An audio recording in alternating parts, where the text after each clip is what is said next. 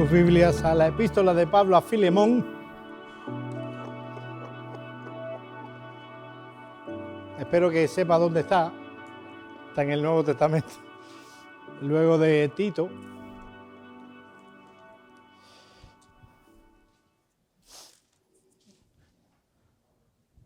Y vamos a leer los versículos 1 al 7. La razón es que tiene un solo capítulo. Así que todo lo que hay son versículos. Epístola de Pablo a Filemón, versículos 1 al 7. Dice la palabra de Dios.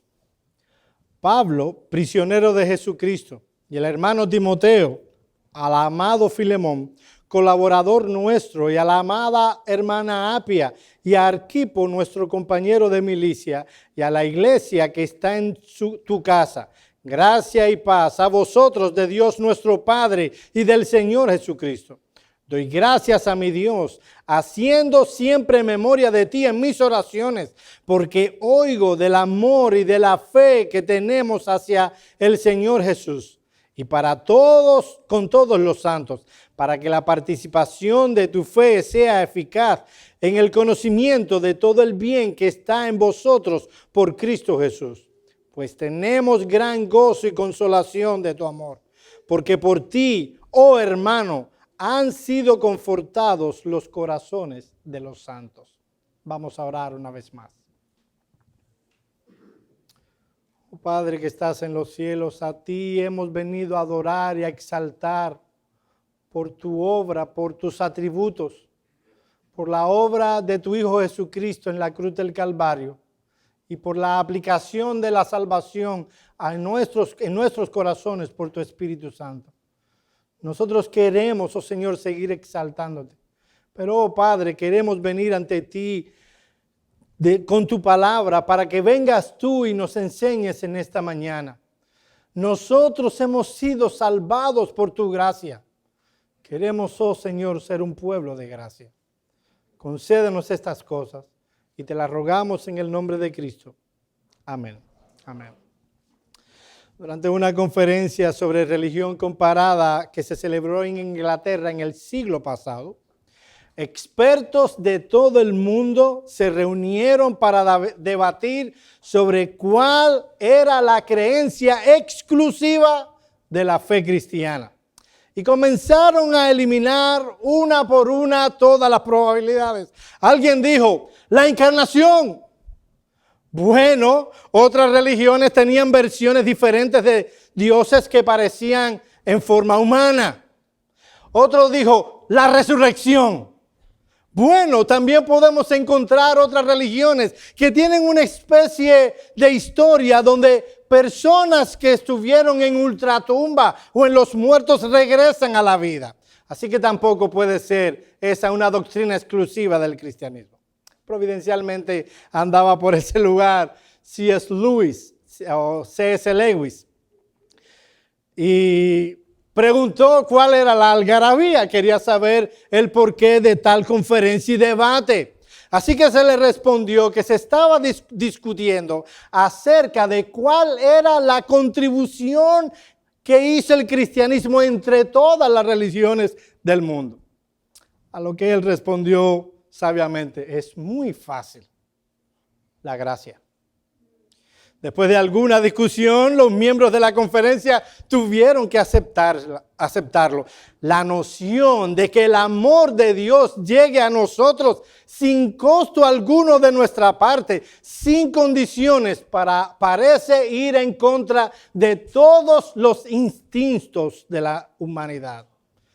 El sendero óctuple de los budistas, la doctrina hindú del karma, el pacto judío, el código legal islámico, todos ofrecen de alguna manera el cómo ganarse la aprobación de Dios.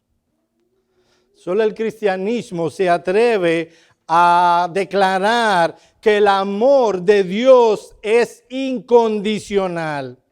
Y mis amados hermanos, entre todas las muestras de la gracia de Dios que Él derrama para pobres pecadores como nosotros, si hay algo que es verdaderamente impactante e impresionante, tiene que ver con el perdón de Dios. Dios otorga a pecadores rebeldes contra Él, por su gracia, perdón de esa rebeldía. La base de ese perdón otorgado es por la obra de que hizo Cristo el Señor en la cruz del Calvario, muriendo en lugar de aquellos que merecerían esa condena. Esa cruz del Calvario la merecíamos tú y yo por causa de nuestros pecados. Es más, nosotros merecemos por causa de nuestros pecados el vivir eternamente en el infierno. Sin embargo, esos pecadores rebeldes, a quien Dios otorga por gracia la vida eterna, basado en el sacrificio de Cristo en la cruz del Calvario.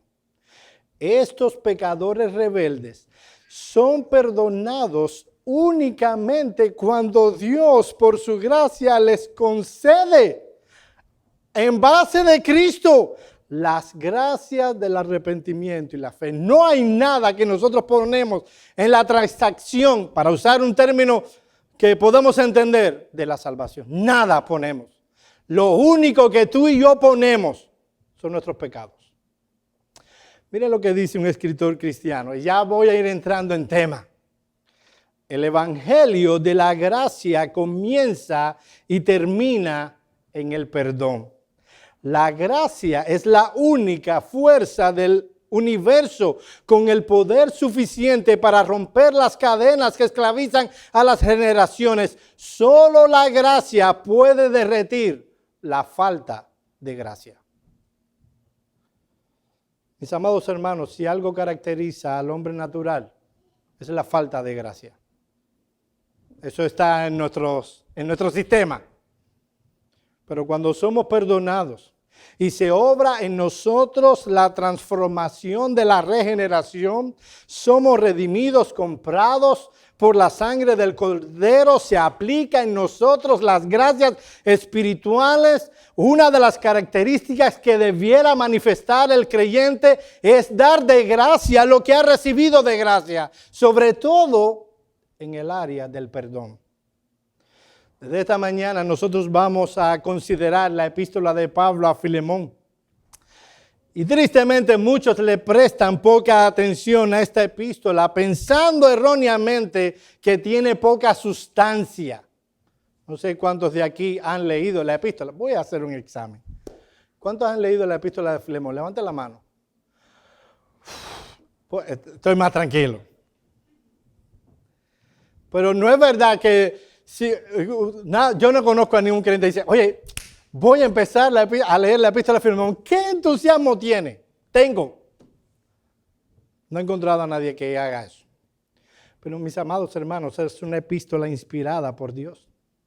Y es verdad que teológicamente hablando, la epístola de Pablo a Filemón no ofrece una disertación profundamente teológica acerca de lo que es la gracia. Pero pocas cartas pueden presentar en la práctica la pintura de lo que es vivir una vida de gracia.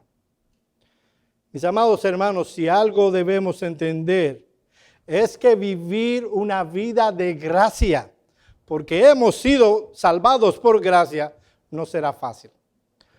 Repito una vez más, nuestra tendencia natural es actuar con falta de gracia.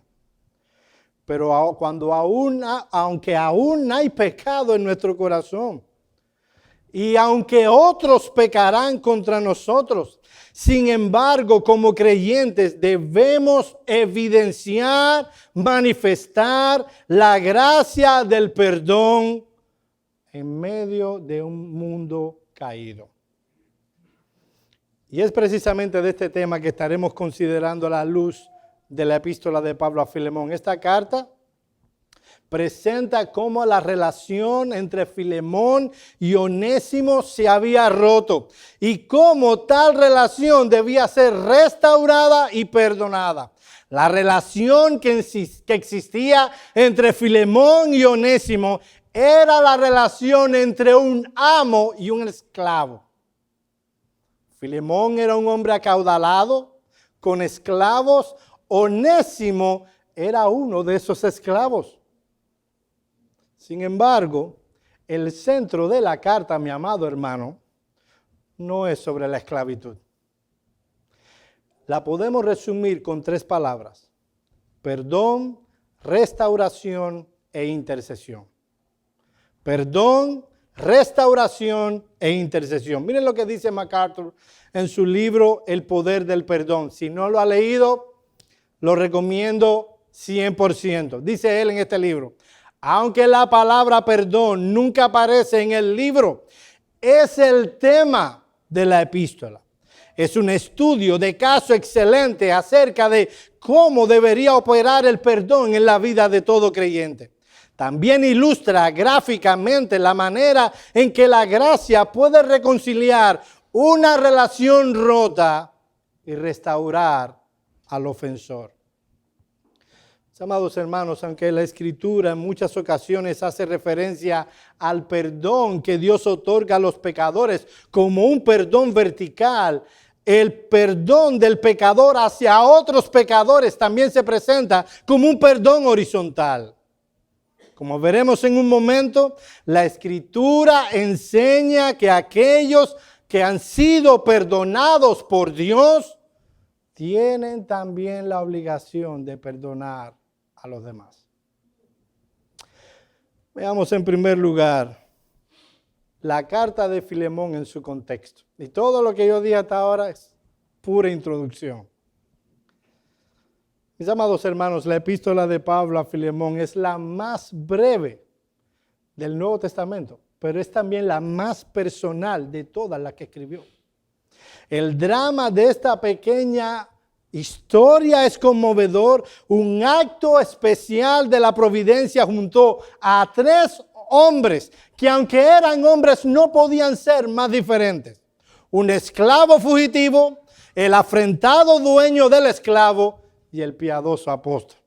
Estos hombres eran completamente diferentes el uno del otro, excepto en una cosa: los 3 eran cristianos y eran miembros del mismo cuerpo. Eso es lo que dice 1 Corintios 12, 12 al 14. Oigan el texto: porque así como el cuerpo es uno y tiene muchos miembros, pero todos los miembros del cuerpo, siendo muchos, son un solo cuerpo, así también Cristo. Porque por un solo espíritu fuimos todos bautizados en un cuerpo, sean judíos o griegos, sean esclavos o libres, y a todos se nos dio a beber de un mismo espíritu. Además, el cuerpo no es solo un miembro, sino muchos. Sin embargo, antes de convertirse en cristiano, Onésimo había escapado de la casa de su amo, se había fugado a Roma. Roma era un lugar ideal para que los esclavos se escondieran. Entre tanta gente, un esclavo no iba a ser echado de menos. De alguna manera, Onésimo se encuentra con Pablo en Roma. Pablo estaba arrestado, preso en un arresto domiciliario, tenía cierta libertad y por algún azar de la providencia, si pensaste que iba a decir azar del destino, te equivocaste. Por un asunto de la providencia, Onésimo y Pablo se encuentran. Pablo no pierde la oportunidad de exponer, predicarle a este hombre el evangelio.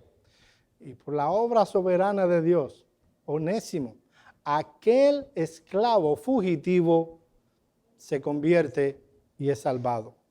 Los detalles de cómo sucedió tal evento no están descritos en la Escritura, pero es claro que Onésimo se convirtió como resultado del ministerio del apóstol Pablo. Miren el versículo 10 de Filemón. Les pido por favor que aunque yo cite algunos textos, no se mueva de ahí. Filemón capítulo 10. Mira lo que dice Pablo. Te ruego por mi hijo Onésimo, a quien engendré en mis prisiones. Y es obvio que está hablando de que Pablo le predicó el evangelio a Onésimo y Onésimo se convirtió. Onésimo se convirtió no solo en creyente, sino en un amigo apreciado del apóstol Pablo, ya un consiervo y colaborador del apóstol Pablo. Este hombre desde el primer instante no solo tuvo la oportunidad de aprender del apóstol Pablo, empezó a servir en un contexto tan adverso como la prisión del apóstol Pablo. Él no tuvo miedo de que lo asociaran con el apóstol Pablo, de que fuera estigmatizado y posiblemente perseguido. Él había recibido al Señor Jesucristo, él había sido salvado y era poco a los ojos de él lo que pudiera hacer por esa obra que Cristo habría hecho. Onésimo era una nueva criatura, pero había un asunto. Onésimo tenía un asunto en el pasado que no había resuelto con su hermano, ahora su hermano Filemón. Así que Pablo le envía de regreso. Para parecer que Onésimo, antes de salir de la casa de Filemón, había hecho de las suyas.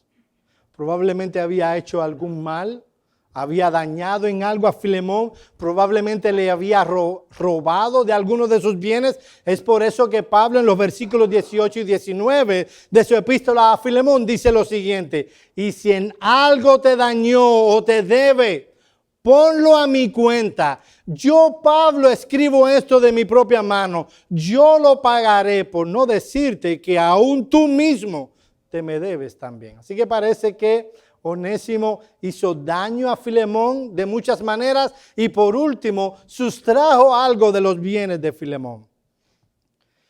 Es muy posible que estuvieran debatiendo Pablo y Onésimo si Onésimo debía regresar. Déjenme decirles lo que le pasaba a un esclavo que se escapaba en los tiempos romanos.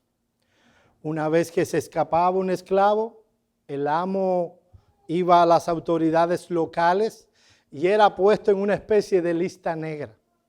El FBI, el CIA, todos los departamentos de policía iban detrás de ese hombre. Y si alguien lo encontraba y sabía por la marca que este era un esclavo, podía tomarlo, negociarlo con el antiguo dueño tomarlo, cortarle la cabeza, cortarlo en pedacitos, hacer lo que le pareciera. Así que probablemente se debatieron si era sabio enviarlo a Onésimo. Pero Onésimo, más allá de lo que le pudiera pasar, necesitaba restaurar esa relación. Necesitaba buscar del perdón de su amo por el mal que él le había hecho. No era suficiente que Dios le hubiera perdonado. Onésimo como cristiano debía procurar que su relación con Filemón, ahora su hermano en la fe, fuera restaurada. Cuando nosotros vamos a la Escritura, vemos que hay muchos principios que nos muestran que cuando pecamos contra otros, no solo debemos buscar el perdón de Dios, lo cual obviamente es sumamente importante, sino también debemos buscar el perdón de aquellos contra los que hemos pecado. El círculo, pecado, perdón, restauración debe ser completamente cerrado. Y es verdad, mis amados hermanos, que el creyente ha sido perdonado completamente por Dios. Todos tus pecados, mi hermano, oye esto, todos tus pecados pasados, presentes y futuros ya han sido perdonados por Dios por la obra de Cristo. El pecado que vas a cometer en 10 minutos, espero que eso no pase, o que vas a cometer mañana, ya ha sido perdonado por Cristo. Ya ha sido completamente perdonado por Dios. Mira lo que dice Efesios 1, 5 al 8. En amor, habiéndonos predestinado para ser adoptados hijos suyos por medio de Jesucristo, según el puro afecto de su voluntad, para alabanza de la gloria de su gracia, con el cual nos hizo aceptos en el amado, en quien tenemos redención por su sangre, el perdón de pecados según las riquezas de su gracia. Y en Colosenses 2:13, Pablo dice, y a vosotros, estando muertos en pecados y en la incircuncisión de vuestra carne, os dio vida juntamente con él. Oye esto, perdonándoos todos los pecados. Todos los que cometiste, todos los que estás cometiendo y los que cometerás. Ahora bien, aunque el perdón es una realidad en la vida del creyente, la verdad es que nosotros seguimos pecando. De ahí que el arrepentimiento y la confesión estén presentes siempre en la vida del creyente como parte de la santificación. Ahora, nosotros decíamos hace un instante que no solo deberíamos preocuparnos por el perdón que Dios otorga. A veces pecamos contra alguien, reconocemos nuestro mal. Vemos que en Primera de Juan 1:9 se nos enseña que si confesamos nuestros pecados, Él es fiel y justo para perdonar nuestros pecados y limpiarnos de toda maldad. Nos arrepentimos de nuestro pecado. Entendemos que el que encubre sus pecados no prosperará, mas el que los confiesa y se aparta alcanzará misericordia. Y vamos y nos arrepentimos y confesamos nuestro pecado contra Dios. Pero a veces eso no es suficiente. Hemos pecado contra alguien. Hemos afectado a alguien. Y tal relación debe ser compuesta, debe ser arreglada, debe ser restituida. Miren si es tan importante para Dios, no solo que nos arrepentamos delante de Él y confesemos nuestros pecados, sino que resolvamos nuestras diferencias entre los hermanos.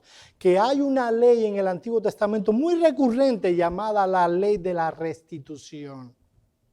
Voy a presentar un texto, uno de tantos que puedo presentar. En Números 5, 6 al 7, Dios le dice a Israel, di a los hijos de Israel, el hombre o la mujer que cometiere alguno de todos los pecados con que los hombres prevarican contra Jehová y delinquen, aquella persona confesará el pecado.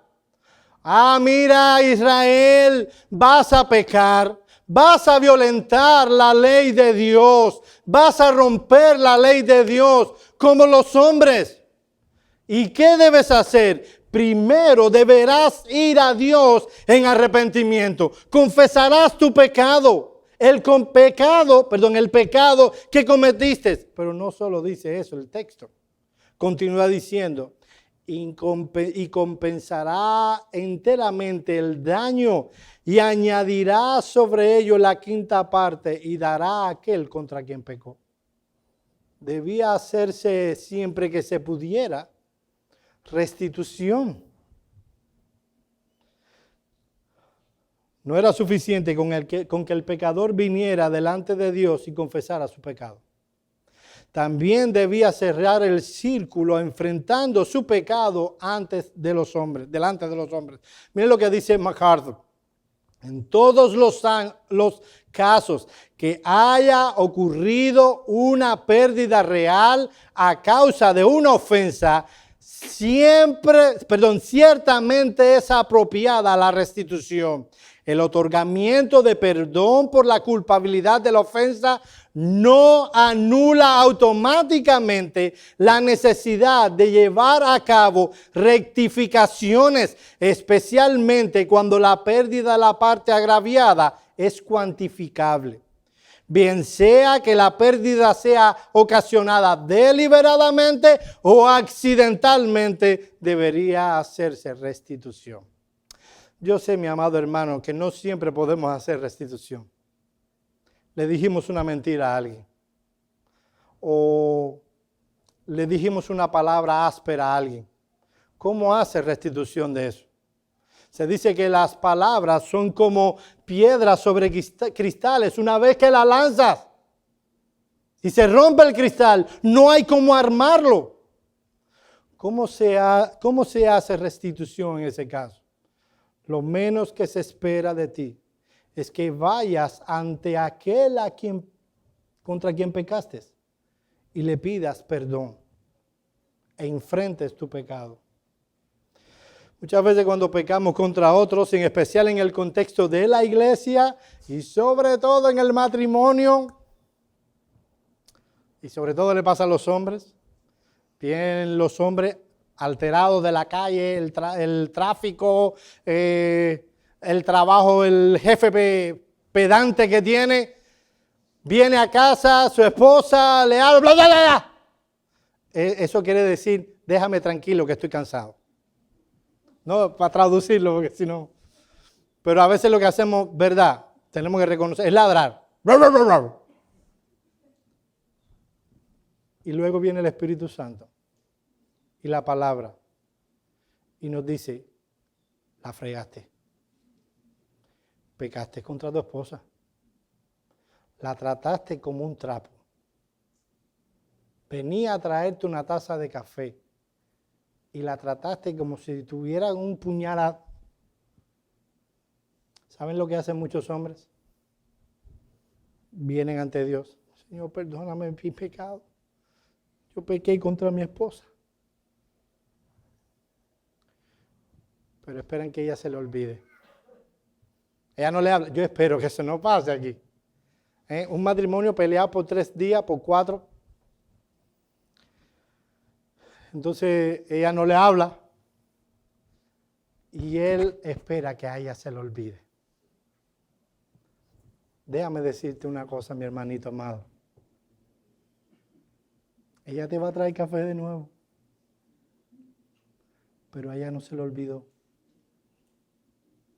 Ella sigue recordando que la trataste como un trapo. Y tú que eres un hombrecito, ¿sabes lo que deberías hacer? Venir a tu esposa y humillarte ante ella. Y decirle, mi amada, yo he pecado contra el cielo y contra ti. Yo sé el mal que te hice. Perdóname, por favor.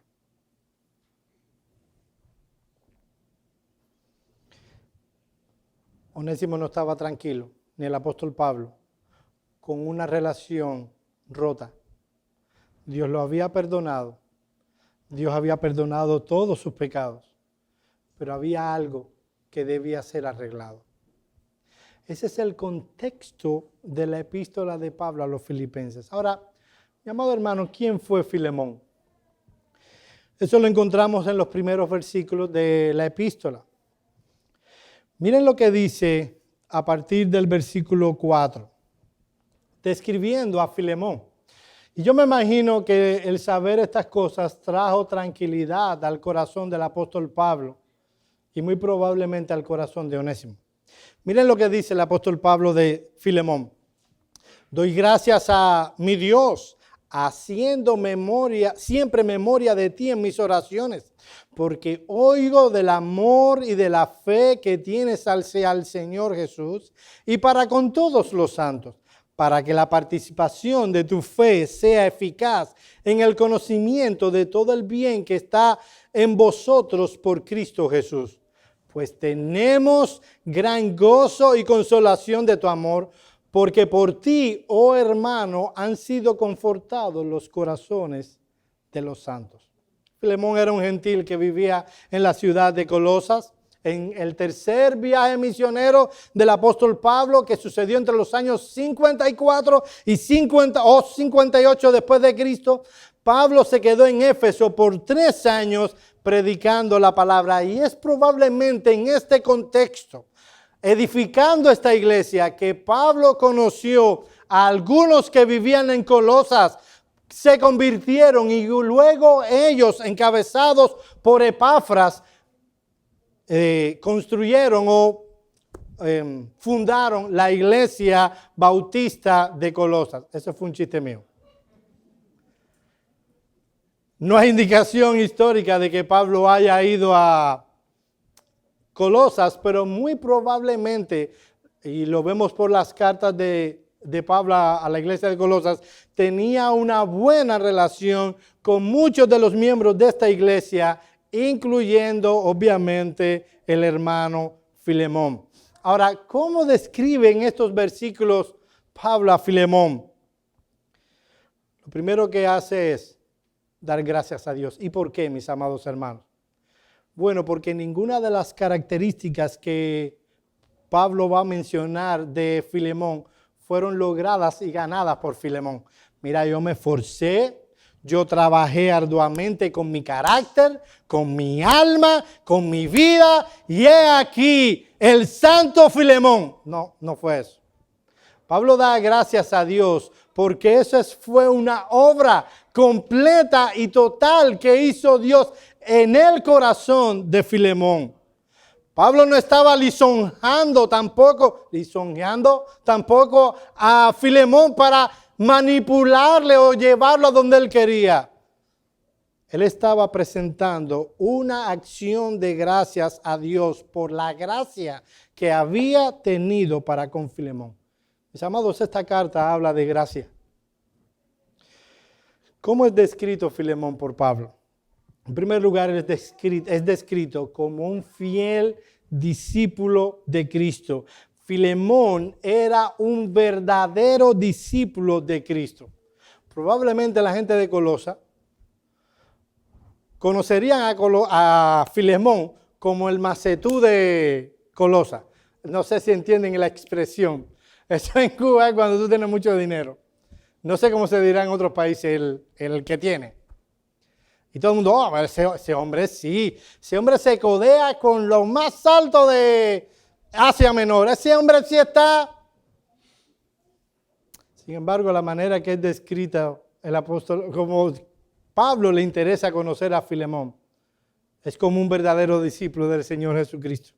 ¿Y cómo sabemos que era un verdadero discípulo de Jesucristo? Bueno, en primer lugar, porque Pablo dice que Filemón amaba a Cristo. Miren el versículo 5 una vez más.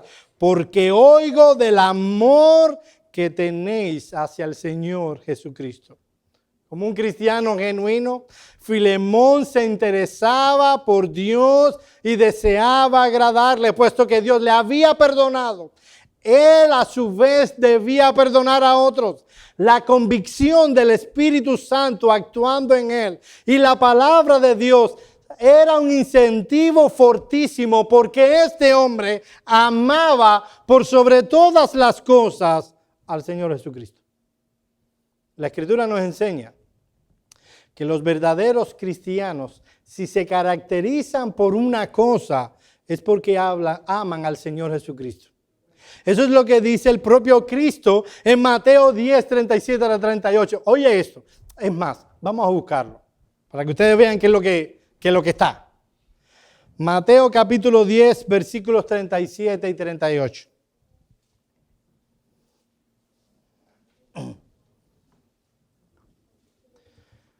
Mi amado hermano, eso es lo que Cristo espera de todo aquel en quien se ha obrado la gracia. Mira esto, el que ama a padre o a madre más que a mí, no es digno de mí. El que ama a hijo o a hija más que a mí, no es digno de mí. Y el que no toma su cruz y sigue en pos de mí, no es digno de mí. Lo que espera el Señor Jesucristo de todo aquel que ha sido redimido por Él es que tenga sus afectos primariamente en el Señor Jesucristo. Mi amado hermano, déjame decirte una cosa. Si tú amas a algo o a alguien más que al Señor Jesucristo, eso es un ídolo para ti. Si tú amas a tu papá o a tu mamá más que a Cristo, tu papi y tu mami son un ídolo para ti. Si tú amas a tus hijos más que a Cristo, tus hijos son un ídolo para ti. Porque Cristo es el principal objetivo del afecto del creyente. Mira cómo Pablo describe a los cristianos en Efesios 6:24. No tienen que buscarlo. En Efesios 6:24. Oye esto, ¿cómo lo describe? La gracia sea para con todos los que aman a nuestro Señor Jesucristo con un amor inalterable. Amén. ¿Cómo describe a aquellos que sirven, que de verdad son cristianos? Los describe como aquellos que tienen un amor hacia el Señor Jesucristo, con un amor que no cambia, con un amor inalterable. Esa es la razón por la que cuando la iglesia en Éfeso, aunque era teológicamente ortodoxos, habían descubierto quiénes eran los falsos apóstoles, esos que dicen, yo soy apóstol, y la iglesia de Éfeso, como estaba fundamentado en la palabra, decía, ¡hey! ¿Cómo se llama? Maldonado, eres un falso apóstol. ¡Hey, Casluna, eres un falso apóstol! Fulanito, el que sea, eres un falso apóstol. Que lo habían descubierto. Estas gentes tenían un defecto de corazón. Ellos habían dejado su primer amor. En Juan capítulo 14, versículo 21. Oye esto. Mira cómo el Señor Jesucristo, quien debe ser el objeto primario de nuestros afectos, habla a sus discípulos. El que tiene mis mandamientos y los guarda, ese es el que me ama. Y el que me ama será amado por mi Padre. Y yo le amaré y me manifestaré a él. Y en el 24 dice, el que no me ama, no guarda mis palabras. Y las palabras que habéis oído no es mía, sino del Padre que me envió. Aquí se presupone que los discípulos de Cristo amarían al Señor Jesucristo. Y por cuanto aman al Señor de Jesucristo, ellos hacen una cosa, ellos guardan sus mandamientos. Mis amados hermanos, hay mucha gente que dice, es que yo amo mucho a Jesús. ¿Ah, sí? ¿Y por qué tienes un hombre que no es tu marido? Yo amo mucho a Jesús. ¿Y por qué te encanta violentar los mandamientos de ese a quien tú dices que amas? Jesucristo dice, ok, tú dices que me amas, el que me ama guarda mis mandamientos.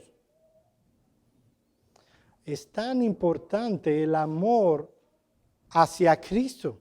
Es tan distintivo en el creyente que ama a Cristo que el apóstol Pablo en 1 Corintios 16:22 dice, el que no amare al Señor Jesucristo sea anatema. El Señor viene. Mi amigo, déjame decirte una cosa. Yo no sé si tú vienes a este lugar obligado, porque tu papá y tu mamá te traen. Yo no sé, y yo espero que no te desconectes ahora que te estoy hablando a ti. Muchachos, les estoy hablando a ustedes. Sí, porque están en la grada allí. Les estoy hablando a ustedes. Jóvenes, les estoy hablando a ustedes. Tú puedes a lo mejor venir a este lugar obligado y parecerte esto un infierno. Déjame decirte que el infierno comparado con esto es una isla paradisíaca con una sombrilla y una Coca-Cola en la mano. Tu problema no es simplemente que no quieres estar aquí. Ese es solo el resultado. Tu problema es que tú no amas a Cristo. ¿Y sabes lo que dice el Espíritu Santo de todo el que no ama a Cristo? Es anatema. Pastor, no sé ni qué significa. Significa maldito. Eres maldito por Dios si tú no amas al Señor Jesucristo. Miren lo que dice Juan Carlos Ryle. Creemos firmemente que sin la involucración de los afectos y específicamente el amor, no hay verdadera religión. No existe tal cosa como un cristiano que no perciba la gracia del amor. La verdadera religión del creyente está en su corazón y es desde allí que esta religión fluye a su vida y conducta. Y continúa diciendo, el cristianismo bíblico incluye muchas cosas, pero este se caracteriza no solo por el conocimiento, la fe, la esperanza, la reverencia y la obediencia. Esta gama de virtudes resultaría pobre si se omite el amor a Dios. El cristiano no solo obedece, conoce y confía, sino que además ama. Es cierto que la fe en Cristo es la esencia del cristianismo, pero no olvidemos que si hay un peligro grande es no creer en Cristo, pero hay otro igualmente grande y es no amarle a Él. Amado hermano, tú sabes por qué y lo voy a tratar de decir lo más suavemente que pueda. ¿Tú sabes por qué a veces hay personas que les resulta tan difícil perdonar? La razón por la que algunos se rehúsan a perdonar a otros es por una sencilla razón. No aman a Cristo. Y por tanto, el amor de Cristo no mora en sus corazones. Si algo distingue a un verdadero cristiano, es su amor por Cristo. Pero Filemón no solo amaba a Cristo. Dice que Filemón creía en Cristo. Mira el versículo 5 una vez más. Porque oigo del amor y de la fe que tienes hacia el Señor Jesús. No solo Filemón amaba a Cristo, sino que también creía en Cristo. Obviamente. ¿Pasó algo? Ok, conmigo aquí. Esto implica que Filemón confiaba, descansaba y creía en la persona, la obra y las palabras del Señor Jesucristo. Este hombre había abrazado en el pasado por la fe el evangelio del Señor Jesucristo. Filemón había entendido una serie de cosas, había creído esa serie de cosas y se había aferrado a esa serie de cosas. ¿Qué había creído, entendido y abrazado? En primer lugar, que él era un pecador que había infringido la ley de Dios en incontables ocasiones y por tanto merecía el castigo eterno del infierno. Filemón había entendido que no podía hacer absolutamente nada para resolver esa problemática. Había entendido que estaba completamente atado al pecado y sus deseos. Ay, no, es que mira, Joel, tú no entiendes. Yo estoy luchando para ser una buena persona. ¿Sabes lo que piensa Dios de eso? Que no hay bueno, ni siquiera uno. Pero, ¿y si me esfuerzo y cumplo los 10 mandamientos y hago todo aquello que la gente ve como buena? No hay bueno ni siquiera uno. No hay quien entienda. No hay quien busque a Dios. Eso es lo que Dios ha dicho en su palabra. Este hombre había entendido que él no podía hacer absolutamente nada para ganar la salvación. No podía hacer absolutamente nada para resolver su problema con Dios por cuanto él era esclavo del pecado. Entendió entonces que él necesitaba de alguien que le librara. Entendió que ese libertador no podía ser Mahoma. Yo sé que Mahoma no estaba en este contexto. Solo quiero traerlos aquí. Entendió que no podía ser Buda, no podía ser Confucio, no podía ser Lenin ni Marx, no podía ser otro que el mismo Señor Jesucristo. Entendió que Cristo, había tomado una naturaleza humana y que había muerto en la cruz del Calvario para salvar a pecadores que habían violentado la ley de Dios. Entendió que todo aquel que cree en el Señor Jesucristo y se arrepiente de sus pecados, ese tiene vida eterna.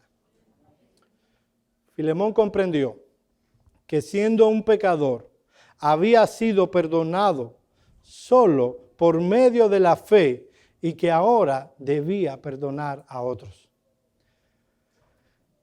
Miren lo que dice el Señor Jesús en Mateo capítulo 6, versículos 12 al 15. Yo quiero que vaya allí también y busque esa cita. Mateo capítulo 6, versículos 12 al 15.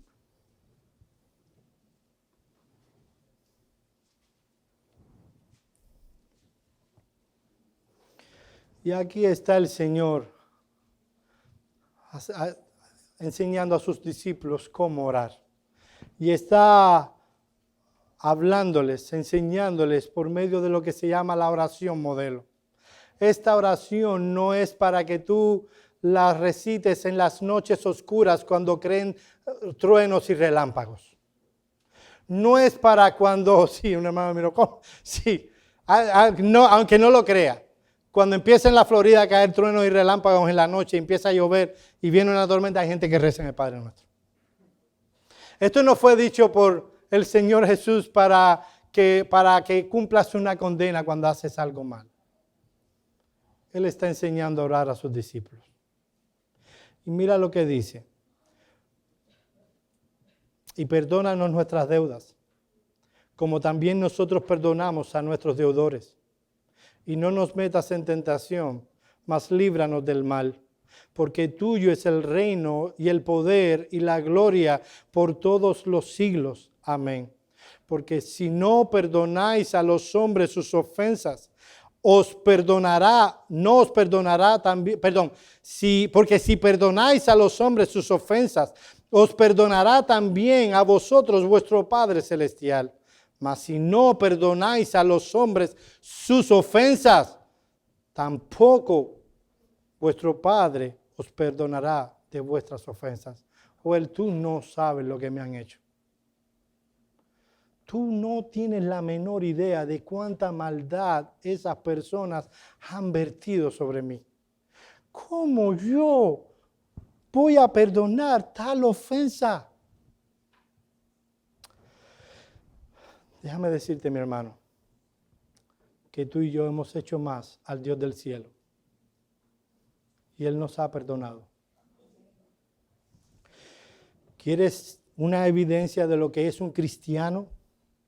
En el año 1987, el ejército republicano de Irlanda, lo que se conoce por sus siglas, el IRA, puso una bomba en una reunión de creyentes protestantes que estaban celebrando el Día del Veterano. Eran gente que estaban en una reunión pacífica y ellos determinaron no ponerlo en una unidad militar, lo cual estaría mal porque eran terroristas. Pero bien, no voy a hablar del asunto ahora. Determinaron ponerlo en esa reunión de creyentes protestantes. Obviamente el edificio voló por los cuatro costados. Lo que hizo este acto de terrorismo, que se destacara entre otros que el IRA cometió, fue la gran reacción que tuvo un hombre llamado Gordon Wilson. Él fue uno de los heridos y su hija murió en esa explosión. Murieron alrededor de 11 personas y más de 70 fueron heridos. Las últimas palabras de su hija Mary fueron las siguientes, dándole la mano a su padre en medio de los escombros. Le dijo, papi, te amo. Eso fue lo último que dijo. Cuando lo sacaron, ella fue llevada a un hospital y murió horas después.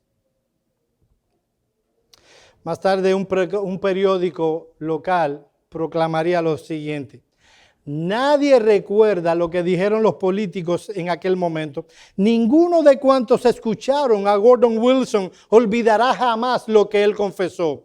Su gracia se alzó por encima de las pobres justificaciones de los que pusieron la bomba. ¿Sabe lo que dijo Gordon Wilson en el hospital, siendo curado por las lesiones de la explosión? Él dijo lo siguiente: he perdido a mi hija, pero no guardo rencor. Las palabras de amargura no le van a hacer volver la vida a Mary Wilson. Voy a orar esta noche y todas las noches para que Dios les perdone. Ahora, eso no fueron palabras eufóricas en una noche de verano. Después de salir del hospital, Gordon Wilson dirigió una campaña para la reconciliación entre protestantes y católicos. Los extremistas protestantes que habían planificado una venganza fruto de esa explosión tuvieron que echarse para atrás porque no era visto bien desde el punto de vista político. Wilson escribió un libro acerca de su hija. Hizo pronunciamientos contra la violencia y siguió repitiendo constantemente estas palabras: lo que importa de veras es el amor. Mis amados hermanos, yo no sé cuánto te han hecho y no me imagino lo que te harán. Pero yo conozco a la mayoría de los que están aquí y a nadie le han matado un hijo. Y espero que eso no pase. Si Gordon Wilson, por su fe en Cristo, pudo perdonar a estos hombres, Dios te ha dado la gracia para perdonar lo que te han hecho. Pero no solo él amaba a Cristo, él creía en Cristo, sino que él evidenciaba que él era un verdadero discípulo porque él amaba a los santos. Miren el versículo 5 una vez más. Porque oigo del amor y de la fe que tienes hacia el Señor Jesucristo y para con todos los santos.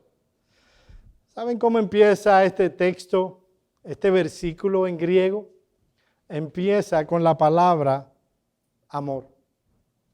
Ágape es el amor voluntario que surge de una determinación.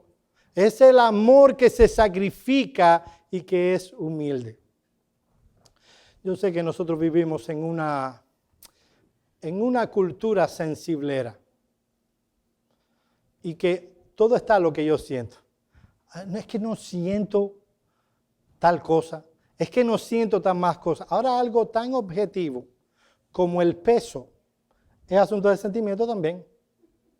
Es que me siento gorda. Espérate un momentico.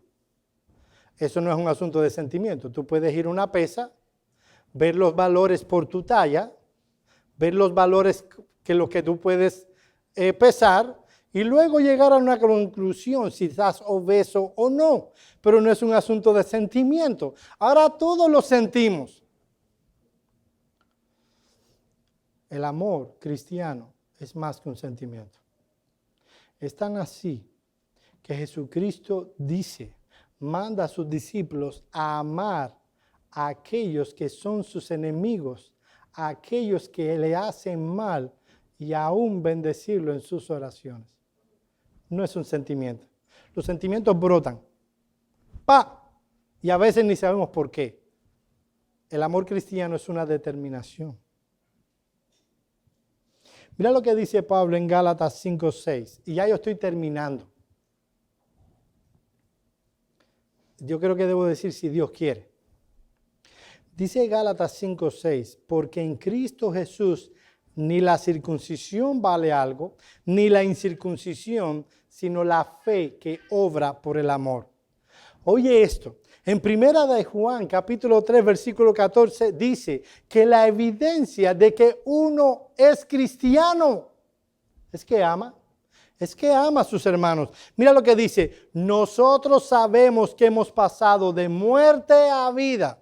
En otras palabras, nosotros sabemos que somos cristianos. Pues en que amamos a nuestros hermanos. El que no ama a su hermano permanece en muerte. Una persona, no, yo no amo. Y alguien a lo mejor me dice, pero ven acá, ni a mi suegra, no se entiende cuando no se entiende. El que no ama a su hermano permanece en muerte. Debido a la fe de Filemón y de que esta era real, su manifestación natural era el amor bíblico. Este amor se expresa en un interés genuino por las personas, un interés que le da la capacidad de amar. En breves minutos, déjeme decir la segunda característica. Ya dije que en primer lugar, Pablo lo describe como un verdadero discípulo de Cristo. En segundo lugar, Filemón era un verdadero siervo. Era un siervo. Eso se ve en dos palabras que usa Pablo para cualificar a este hombre o para calificar a este hombre. Él usa la palabra colaborador. Eso está en el versículo 1. Pablo, misionero del Señor Jesucristo, y el hermano Timoteo, al amado Filemón, colaborador nuestro.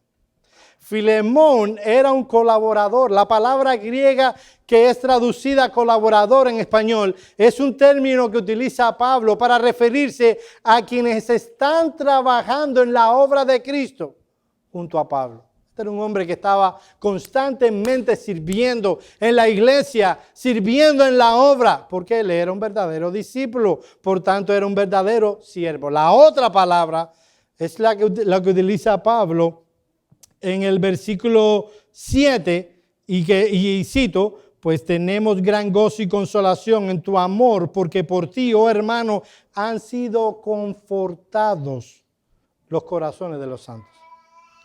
En griego esa palabra se usaba sobre todo en el argot, en lo militar. Y era cuando llegaban las tropas. Se usaba para hablar de las tropas que llegaban agotadas. De esos hombres que venían a servir, a atender a los heridos, a los soldados que habían estado en la batalla. Obviamente estos hombres no tendrían un grado militar alto, pero a ellos no les importaba tener un grado militar. Toda la satisfacción de estos hombres es poder ayudar a los hombres que peleaban en el campo de batalla, trayéndole un poco de confort cuando ellos regresaran del combate. Ese era Filemón. Él no esperaba el aplauso. Él no esperaba que le estuvieran reconociendo y que le pusieran una placa. Este es el servidor número.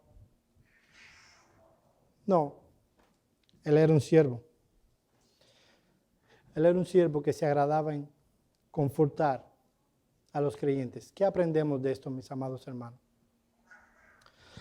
Mi amado hermano, aprendemos que no puede haber genuino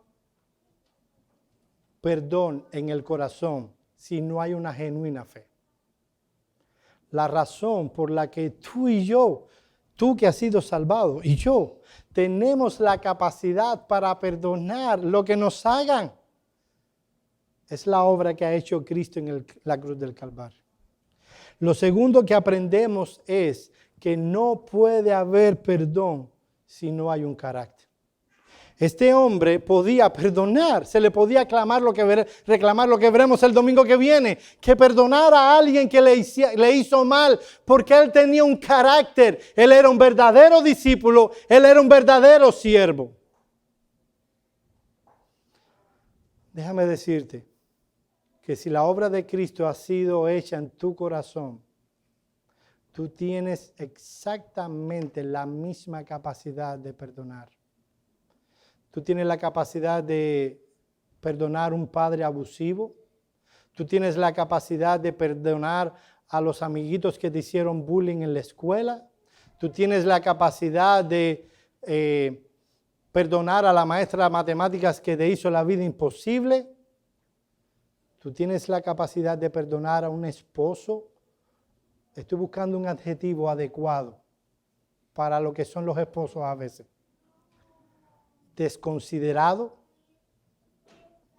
Tú tienes la capacidad de perdonar a una esposa no sujeta. Tú tienes la capacidad de perdonar a hijos rebeldes. por el amor que ha sido puesto en tu corazón.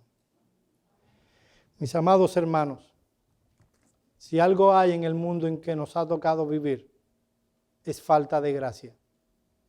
Dios nos conceda no seguir el ciclo de falta de gracia, sino romper la falta de gracia con una gracia perdonadora. Vamos a orar.